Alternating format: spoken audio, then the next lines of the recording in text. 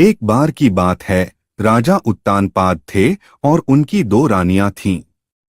एक रानी का नाम सुनीति और दूसरी रानी का नाम सुरुचि था। सुनीति बड़ी रानी और सुरुचि छोटी रानी थी। रानी सुनीति के पुत्र का नाम ध्रुव और रानी सुरुचि के पुत्र का नाम उत्तम था। राजा उत्तानपाद का रुझान छोटी रानी सुरुचि के तरफ ज्यादा था, क्योंकि वो दिखने में काफी सुंदर थीं, लेकिन रानी सुरुचि अपनी सुंदरता पर काफी घमंड करती थीं। वहीं बड़ी रानी सुनीति का स्वभाव सुरुचि से बिल्कुल अलग था। रानी सुनीति काफी शांत और समझदार स्वभाव की थीं। राजा का सुरुचि के तरफ अधिक प्रेम देखते हुए रानी सुनीति दुखी रहती थीं। इसलिए वह अपना ज्यादा से ज्यादा वक्त भगवान की पूजा अर्चना करते हुए बिताती थीं। एक दिन सुनीति के पुत्र ध्रुव अचानक अपने पिता राजा उत्तानपाद के गोद में जाकर बैठ गए। वह अपने पिता के गोद में बैठकर खेल ही रहे थे कि वहां छोटी रानी सुरुचि पहुंच गईं। राजा के गोद में ध्रुव को बैठे देखकर रानी सुरुचि को गुस्सा आ गया। रानी ने ध्रुव को राजा के गोद से नीचे उतारते हुए कहा, तुम राजा के गोद में नहीं बैठ सकते हो। राजा की गोद और सिंहासन पर सिर्फ मेरे पुत्र उत्तम का अधिकार है। यह सुनकर ध्रुव को बहुत बुरा लगा।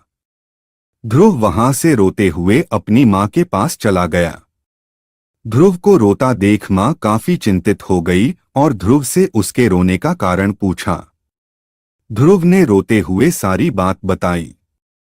ध्रुव की बात सुनकर मां के आंखों में भी आंसू आ गए। ध्रुव को चुप कराते हुए सुनीति ने कहा, भगवान की आराधना में बहुत शक्ति है। अगर सच्चे मन से आराधना की जाए तो भगवान से तुम्हें पिता की गोद और सिंहासन दोनों मिल सकते हैं। मां की बात सुनकर ध्रुव ने निर्णय कर लिया कि वह सच्चे मन से भगवान की आराधना करेंगे।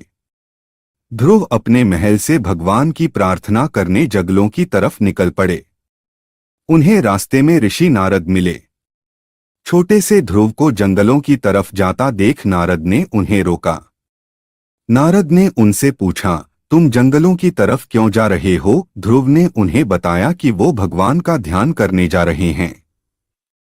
ध्रुव की बात सुनकर नारद ने उन्हें समझाकर राजमहल वापस भेजने की कोशिश की, लेकिन ध्रुव ने उनकी एक न सुनी। ध्रुव के निर्णय के कारण नारद ने ध्रुव को नमो भगवते वासुदेवाय मंत्र का जाप करने को कहा। इसके बाद ध्रुव जंगल में जाकर इस मंत्र का जाप करने लगे। उधर नारद ने महाराज उत्तानपाद को ध्रुव के बारे में बताया। बेटे के बारे में सुनकर महाराज का मन चिंतित हो गया।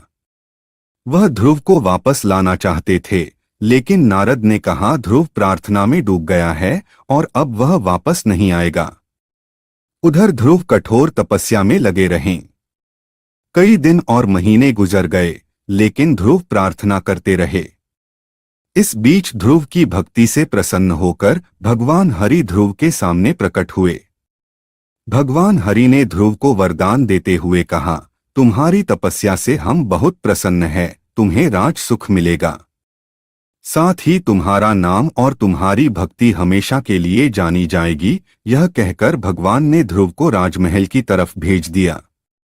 भगवान के दर्शन पाकर ध्रुव भी बहुत खुश हुए और उन्हें प्रणाम कर महल की तरफ चले गए। बेटे को महल वापस आते देख राजा खुश हो गए और उनको अपना पूरा राज्य सौंप दिया। भगवान हरि के वरदान से भक्त ध्रुव का नाम अमर हो गया और आज भी उन्हें आसमान में सबसे ज्यादा चमकने वाले तारे ध्रुव तारे के नाम से याद किया जाता है। कहानी से सीख।